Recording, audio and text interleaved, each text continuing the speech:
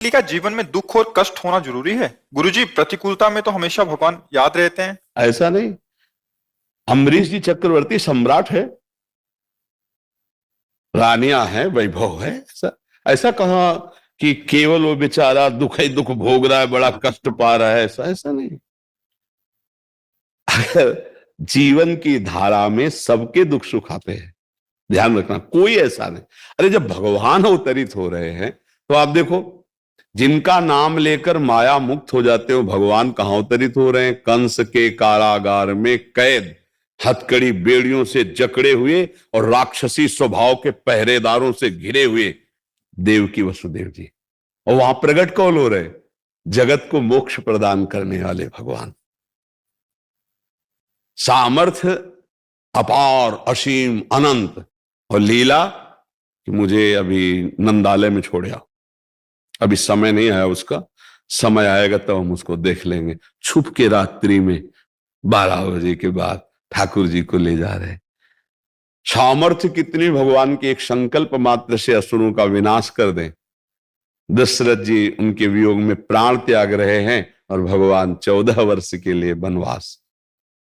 ये दुख सुख की जरा लीलाओं को आप इधर भी तो देखिए। जब भगवान अवतरित हो रहे तो संत गृहस्थ जो भी है, ये दुख सुख से बना हुआ शरीर है, जिसको कहते हैं शुभ अशुभ कर्म, इन दोनों से बना हुआ है। वो समय समय पर आते रहते, कभी दुख आता है, कभी सुख आता है।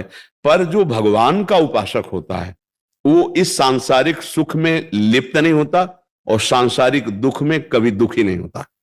दोनों में सम रह करके वो आगे बढ़ता है।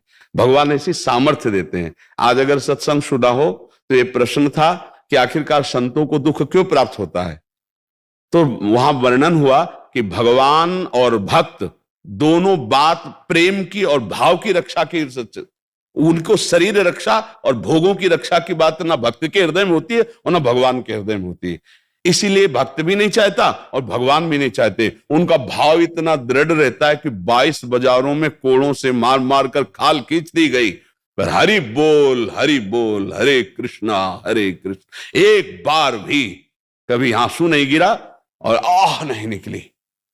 ये क्या है? ऐसी सामर्थ्य किसी मनुष्य में होती है क्या? सच्चिदानंद भगवान बैठे कोड़े खा रहे हैं और दिखा रहे हैं कि मेरे भक्त की सामर्थ्य देखो। फिर बाद में सब चरणों में गिरे, बादशाह तक, ठाकुर हरिदास जी के चरणों में।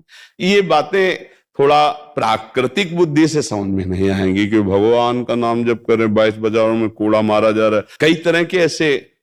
ठाकुर हरिदास जी से पूछा तो उन्होंने कहा कि वास्तविक आपको सत्य कहते हैं, इतना भी हमें कष्ट नहीं हुआ, सारे कोड़े भगवान अपने ऊपर ले रहे थे। ये आप कैसे जान पाओगे? बाहरी केवल खिलवाड़ हो रहा था उनके साथ, वो शरीर जैसे सांप की केचुल है। अच्छा मानो जैसे आपका पुराना कपड़ा है और उसमें 50 लाठी मारी गई, अब आपको क्या कष्ट है? ऐसे संत के शरीर का राग नष्ट हो जाता है, वो दिव्य भाव में निरंतर। अब उनके शरीर को पूजो या पीड़ा पहुंचाओ, वास्तविक कष्ट नहीं होता। अज्ञान के कारण इस शरीर को कष्ट होता है। जैसे आप थोड़ा समझिए कि जब आप सैया पे सोए होते हैं तो आपका एक स्थूल शरीर पड़ा होता है और उसको कोई कष्ट नहीं होता, लेकिन स्वप्न में यदि पिटाई हो रही है तो सैया के पड़े हुए शरीर से निकल पड़ती है, आ बचाओ। अगर कंट्रोल छूट गया तो आवाज जोर से निकल जाती है, लोग दौड़ पड़ते, क्या हुआ? और उसे जगाया, अरे ये तो मैं स्वप्न देख रहा था। तो क्या कष्ट था क्या? लेकिन कष्ट था, तभी तो चीखा था ना।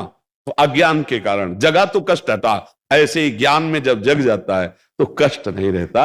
और अनंत जन्मों से हमसे अपराध हुए, उन अपराधों का भोग भी हो गया और भगवान ने हमारे भाव पुष्ट कर दिए, भगवत प्राप्ति हो गई। ऐसा नहीं कि बराबर दुखी मिलता रहता हो। अगर कोड़े लगे तो बादशाह आकर ताज उतार के चरणों में रखता है, विनय करता है, पूरी छूट देता है। आज के बाद आपको कभी कोई नहीं रोकेगा, खूब भगवान नाम कीर्तन करो। और आज भी हम उनका यश गा रहे हैं, ठाकुर हरिदास जी का यश गा रहे हैं। तो ऐसा जैसे कि भक्त को केवल दुख ही मिलता है, ऐसा तो नहीं है। ऐसा न देखा जाए कि संतों को या भक्तों को केवल दुख ही दुख मिलता है। हम तुम्हें क्या बताएं? जैसे हम आनंद की बात बताना चाहते हैं कि हमें कितना आनंद है, तो उस माँ के जिसके अकेले लड़के का ब्याह हो रहा है और फूली फूली घूम रही है, ऐसे अनंत गुना बढ़कर प्यार रहता है। मेरे प्रिया, मेरे लाल, मेरे प्रभु, क्योंकि अनंत जन्मों से बिछड़ा हुआ भगवान का अंश जब अपने अंशी के समीप तो कृतकृत्य हो जाता है, आनंद मगन। ये केवल बातों से नहीं होता है, ये अंदर की बात से होता है। तो ये कोई आरोप न लगाए कि भगवान अपने जनों को दुख देते हैं। ये जरूर है कि दुख और सुख जिससे मिलते हैं वो दो कर्म होते हैं, पुण्य और पाप। उससे सबका शरीर बना रहता है।